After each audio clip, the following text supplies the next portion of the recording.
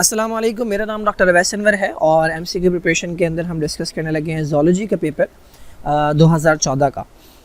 ना question number 1 है कि the excretory organs of the earthworm, usually वो इंसेक्ट्स से पूछते थे, तो इंसेक्ट से पूछेंगे तो मेल्फिजियन ट्यूब्यूल्स हैं, फ्लैटफॉर्म से पूछेंगे, प्लेनेरिया के पूछेंगे तो फ्लेम सेल्स हैं, बट इस बार इन्होंने पूछा है अर्थवर्म के, तो अर्थवर्म के अंदर होते हैं नेफ्रीडिया।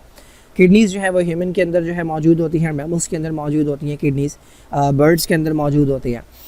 ठीक है, तो बड़े जो एनिमल्स हैं उनके अंदर जो है वो किडनीज़ मौजूद होती हैं और इन एनिमल्स के अंदर जो है वो ये स्ट्रक्चर्स मौजूद हैं। तो अर्थवर्म के अंदर जो है वो नेफ्रीडिया मौजूद है। Now in a starfish these organs are associated with locomotion।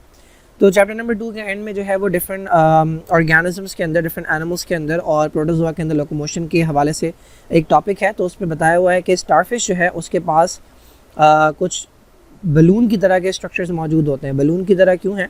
क्योंकि इसका अपर पोर्शन जो होता है वो डायलेटेड होता है और लोअर पोर्शन जो है वो ये ट्यूब लाइक होता है। These are called tube feet, और ये ट्यूब फीट जो हैं ये रिस्पिरेशन के अंदर भी काम आते हैं और ये लोकोमोशन के अंदर भी काम आता है। ठीक है, तो स्टारफिश के अंदर ये ट्यूब फीट से होती है। जो पैरामीशियम है उसमें सीलिया के थ्रू लोकोमोशन होती है, जो अमीबा है उसमें स्यूडोपोडिया के थ्रू होती है, और जो अर्थवर्म है उसके अंदर पैरापोडिया और सीटाई के ज़रिए लोकोमोशन होती है।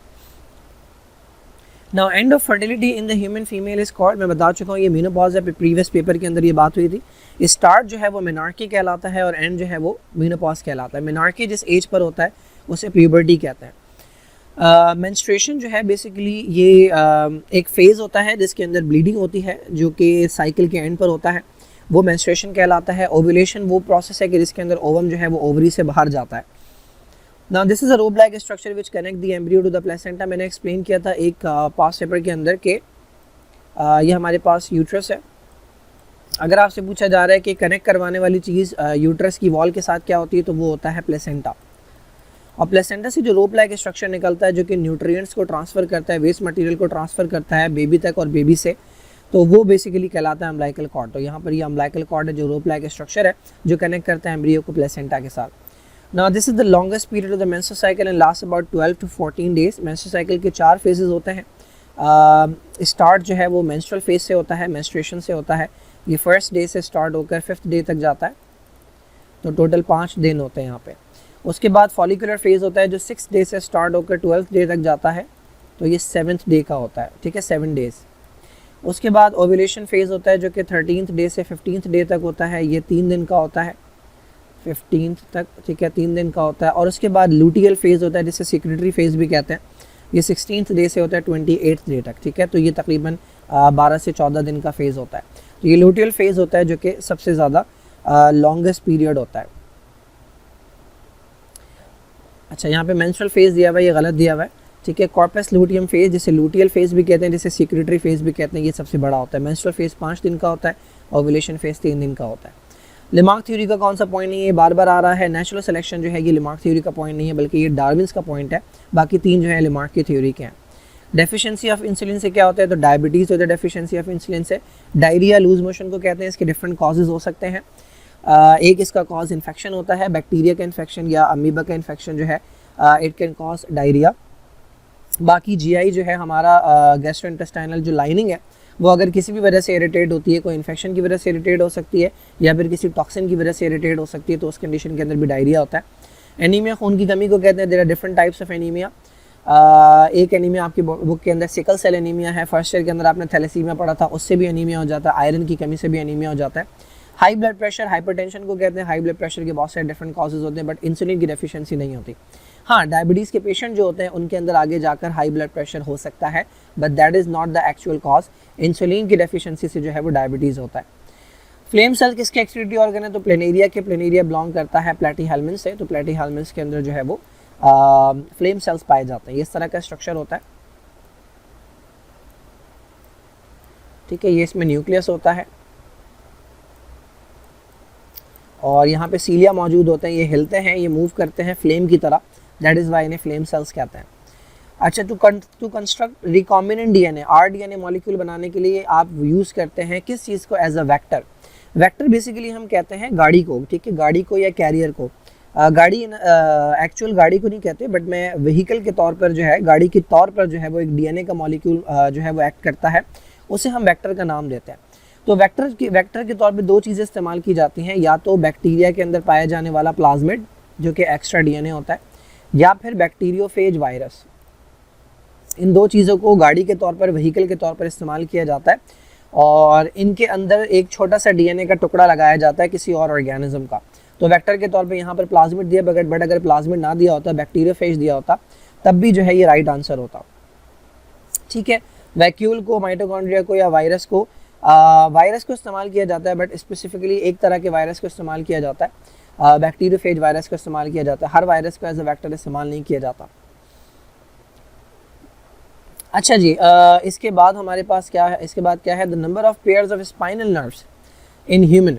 तो भाई स्पाइनल नर्व्स, अच्छा एक हमारे पास होता है सेंट्रल नर्वस सिस्टम, जिसे सीएनएस कहते हैं, इसमें ब्रेन और स्पाइनल कॉर्ड आता है, और दूसरा हमारे पास होता है पेरिफेरल नर्वस सिस्टम, ठीक है, जिसे पीएनएस कहते हैं। इसके अंदर नर्व्स आती हैं। तो एक वो नर्व्स होती हैं जो ब्रेन से निकलती हैं, इन्हें क्रेनियल कहते हैं, और एक वो नर्व्स होती हैं जो कि स्पाइनल कॉर्ड से निकलती हैं, इन्हें स्पाइनल नर्व्स कहते हैं। क्रेनियल नर्व्स की हमारे पास 12 जोड़ियाँ होती हैं, ठीक है, 12 पेयर्स। तो टोटल कितनी हुई, 24। कभी कभी आपसे पेयर्स पूछ लेते हैं, कभी कभी आपसे टोटल पूछ लेते हैं। तो अगर पेयर्स पूछ रहे हैं तो 12, और अगर पूरा नंबर पूछ रहे हैं तो 24, ठीक है, 12 राइट साइड की, 12 लेफ्ट साइड की। स्पाइनल कॉर्ड से निकलने वाली जो होती है वो 31 जोड़ियाँ होती हैं, 31 पेयर्स होते हैं। लेकिन अगर आपसे नंबर पूछा जाएगा तो वो 62 होगा, ठीक है। तो यहाँ पर पेयर्स पूछा गया है तो वो 31 पेयर्स है। Leishmania is transmitted in the human body by the bite of, leishmania जो है एक तरह का ये प्रोटोजोआ है, यानी एनिमल लाइक प्रोटोक्टिस्ट है। जिस तरह आपका यूग्लिना होते हैं, जिस तरह आपका जो है वो ट्रिपनोसोमा होता है, जिस तरह आपके अमीबा हैं जो कि प्रोटोजोआ के अंदर आते हैं, बिल्कुल इसी तरह लीशमेनिया भी एक प्रोटोजोआ है, और ये ट्रांसफ़र होता है इंसानों तक एक सैंड फ्लाई के ज़रिए, ठीक है। सैंड फ्लाई जो है सहराई मक्खी से कहते हैं, ये लेकर आती है। 13 चैप्टर के आखिर में बिल्कुल एक चार्ट बना हुआ है, उसमें आपको ये मिल जाएगा। तो ये सैंड फ्लाई के ज़रिए जो है वो ट्रांसफ़र होता है, और ये डिफरेंट तरह की डिजीज़ कॉज करता है। एक ये लंग्स को अफेक्ट करता है, ठीक है। दूसरा ये आपका ये इंटरनल ऑर्गन्स को अफेक्ट करता है, जिसे विसरल लीशमेनियासिस कहते हैं। इंटरनल ऑर्गन्स के अंदर जो है वो स्प्लीन आती है, विसरल ऑर्गन्स के अंदर लिवर आता है, इन दोनों को अफेक्ट करता है। इसके बाद लंग्स को भी जो है वो अफेक्ट करता है। तो विसरल लीशमेनियासिस कहते हैं इसे। इसका दूसरा नाम कालाजार है, विसरल लीशमेनियासिस को। दूसरी बीमारी जो ये कॉज करता है, दूसरी कंडीशन, वो है क्यूटेनियस। क्यूटेनियस के अंदर, क्यूटेनियस का मतलब स्किन होता है। क्यूटेनियस के अंदर ये होता है कि जहाँ पर ये सैंड फ्लाई जो है वो बाइट करती है, वहाँ पर बड़ा सा जख्म बन जाता है, तो उसे हम क्यूटेनियस लीशमेनियासिस कहते हैं, ठीक है जी। प्लाज्मोडियम जो है ये मस्कीटो से आता है, ठीक है। बाकी बटरफ्लाई से जो हमारे पास कोई वायरस, कोई प्रोटोजोआ वगैरह नहीं आता। Now this element is necessary for muscle contraction, ये बात हो चुकी है। कैल्शियम जो है वो नेसेसरी होता है मसल कॉन्ट्रैक्शन के लिए। थ्योरी ऑफ नेचुरल सिलेक्शन ये डार्विन की है। लेमार्क की थ्योरी जो है वो है use and disuse of organs वाली है, इनहेरिटेंस ऑफ एक्वायर्ड कैरेक्टर, जिसका जो है वो मेन फीचर है, और जो इसके ऑब्जेक्शन का वो बना था। वीजमैन की जो थ्योरी है वो थ्योरी ऑफ जर्मिनल कंटिन्यूटी है, ये लेमार्क के अगेंस्ट इसने दी थी, जिसमें से बताया था कि भाई जो एक्वायर्ड कैरेक्टर्स होते हैं, जो एक्वायर्ड चेंजेस होते हैं, वो आगे पास ऑन नहीं होते। इसने कहा जो भी चेंजेस सोमैटिक बॉडी के अंदर आते हैं, सोमैटिक सेल्स के अंदर आते हैं, वो आगे पास ऑन नहीं होते। तो इसने चूहे की जो है वो दुम काटी, लेकिन उसके जब बच्चे पैदा हुए तो उनके अंदर दुम मौजूद थी। ये बार बार काटता गया, हर बार बच्चे पैदा होते तो दुम मौजूद थी। क्यों दुम मौजूद थी? क्योंकि जो चेंज आ रहा था, जो दुम काट रहे हैं, वो सोमैटिक पार्ट्स के अंदर आ रहा है। सोमैटिक पार्ट्स के अंदर आने वाला चेंज जो है वो जनरेशंस में ट्रांसफ़र नहीं होता। बाकी मेंडल जो है ये जेनेटिक्स से रिलेटेड इनकी थ्योरीज हैं। नाउ द सेफेस्ट, ये भी क्वेश्चन आ चुका है। हाइड्रोइलेक्ट्रिक पावर जो है वो सेफेस्ट भी है और चीपेस्ट भी है। विंड के ज़रिए जो है वो एनर्जी, न्यूक्लियर में बता चुका हूँ, थर्मल जो है टेम्परेचर डिफरेंस से होती है। विंड के ज़रिए भी जो है वो पैदा की जाती है। जो विंड टर्बाइंस होती हैं, जो कि बड़े बड़े पंखे आपने देखे होंगे कहीं, तो वो जब घूमता है, जब भी व्हील घूमता है तब भी जो है तब बिजली पैदा होती है। तो चाहे आप हवा से घुमा लें, चाहे आप स्टीम से घुमा लें, चाहे आप पानी से घुमा लें। हार्ड बोन के जो सेल्स हैं ऑस्टियोसाइट्स कहलाते हैं, इस पर भी बात हो चुकी है। कार्टिलेज के जो सेल्स हैं वो कॉन्ड्रोसाइट्स कहलाते हैं, और बाकी मैं बता चुका हूँ। Unit of measurement of noise level decibel कहलाता है, ठीक है। एथलीट्स फुट जो है ये बीमारी कॉज करते हैं फंगस। ये फर्स्ट के अंदर भी पढ़ा है आपने, सेकेंडरी के अंदर भी चार्ट के अंदर लिखा हुआ है। फंगस ज़्यादातर स्किन डिजीजेस कॉज करते हैं। तो एथलीट्स फुट हो गई या रिंगवर्म डिजीज़ हो गई, ठीक है, ये फंजाई जो है वो कॉज करते हैं, ज़्यादातर स्किन डिजीजेस कॉज करते हैं। डर्मेटोफाइट्स कहते हैं इन्हें हम। रेबीज़ जो है this is cause by virus, इसे रेब्डो वायरस कहते हैं। ये फर्स्ट ईयर के अंदर आपने डिटेल में पढ़ा है। रेब्डो वायरस जो है ये रेबीज़ कॉज करता है।